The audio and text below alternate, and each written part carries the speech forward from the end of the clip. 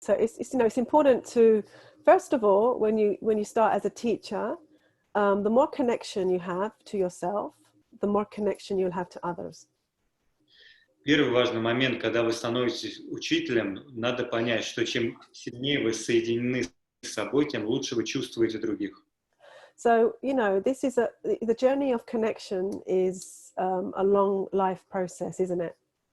И это pутешествие соединения с собой, это на самом деле путешествие длиной в жизнь, верно? And it also is a lot of becoming authentic, meaning how honest are you with yourself? И это вопрос того, как стать аутентичным, насколько вы честны с собой. So I think that, the Kundalini yoga brings up a lot of people's neurosis. И я думаю, что кундалини-йога на самом деле поднимает много этого невроза изнутри. Which is nothing to be scared about. Чего не надо бояться.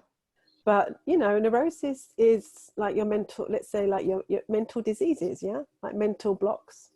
Но неврозы, вы понимаете, это определенное ментальное заболевание, ментальный блок. Why do you think a certain thought? Why do you get stuck on certain chain of thoughts? Почему вы думаете определенные мысли? Почему вы застряете в определенных размышлениях? Why do you keep attracting the same kind of relationships into your life, possibly?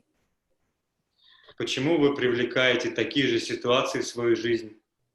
What is the kind of family karma that you're carrying, that you actually parts of it are buried in your DNA? Какую карму семьи вы в себе внесете, карму рода, которая запечатана в вашем ДНК? And as we work on the body, we start to release a lot of this karmic weight. И когда мы работаем с телом, мы начинаем высвобождать много этого кармического веса. And also, as a mental weight, you can lift and lighten your way of thinking. Это также касается нашего ментального веса, когда мы можем облегчить наше мышление. And can really change the kind of thoughts you invite into your psyche. И вы можете изменить мысли, которые приходят в вашу психику. So I think the hardest thing when I started teaching I wasn't really thinking about teaching. I would say that the first thing is the practice. The first thing is what is your relationship to the yoga practice. И сложная вещь, когда я начала преподавать, я даже не думала про преподавание. Важный момент был про то, как я сама практикую. And I was obviously you tend to hit rock bottom before you find the solution or the path, the spiritual, what we call a spiritual path. И ты, конечно же, стираешь просто пятки себе в кровь, пока ты не найдешь свою тропу на духовном пути. So I was obviously on a search. It's like you send out to the universe, let's say a request. You're saying that there's something that's missing, or you might feel an emptiness, and that there could be a potential to live a more fulfilling life.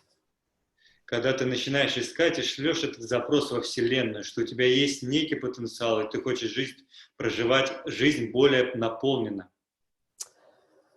So then, as I fell in love with the practice, because the more that you practice, the more empowered and the stronger you become, and the deeper the connection to really what are you holding.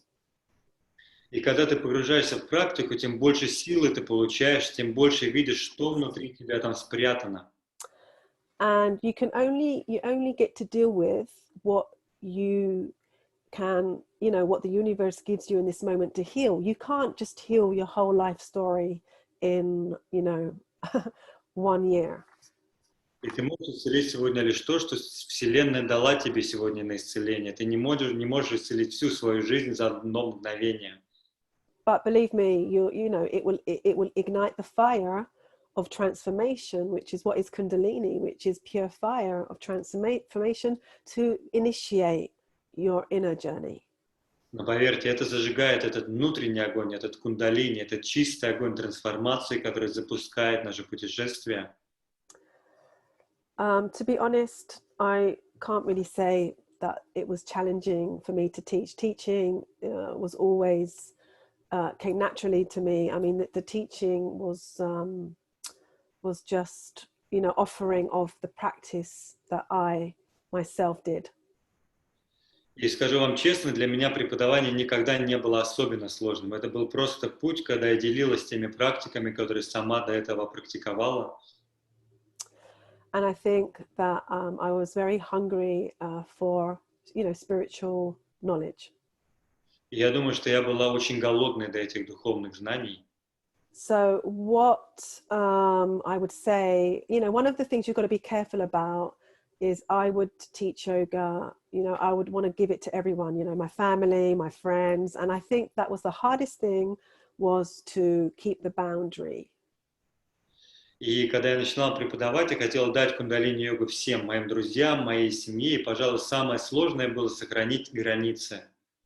Keep the boundary between, you know, don't really, you know, give too much to possibly, you know, people that might not really be ready for it or appreciate it. So I had to just, you know, when you try to give it to your family because you feel so good, they're not everyone is receptive to change. Сохранить вот эту границу, чтобы не дать чего-то человеку, который не готов, либо не дать тому, кто просто не оценит то, что ты ему даешь. Когда твоя семья, например, просто не готова меняться, и не стоит им этого давать. And if you do walk into the context of, you know, like teaching your friends, then it's just to be clear that as you set the scene for your yoga class, that, you know, you are the teacher in this space and they are the students. И, например, когда вы даете знания йоги вашим друзьям, то надо четко определить роли. Вот вы сейчас учитель, а они студенты на этом классе. So we're talking about clear boundaries, yeah? Each one has their role. Так что мы говорим про эти четкие границы, у каждого своя роль. And that's, you know, true of any teacher or therapist. Client is the client, therapist is the therapist, student is the student, teacher is the teacher. И это относится ко всем контекстам. Есть терапевт, есть клиент, есть учитель, есть ученик. So have clear boundaries. Так что создавайте четкие границы. Is my advice. Вот мой совет.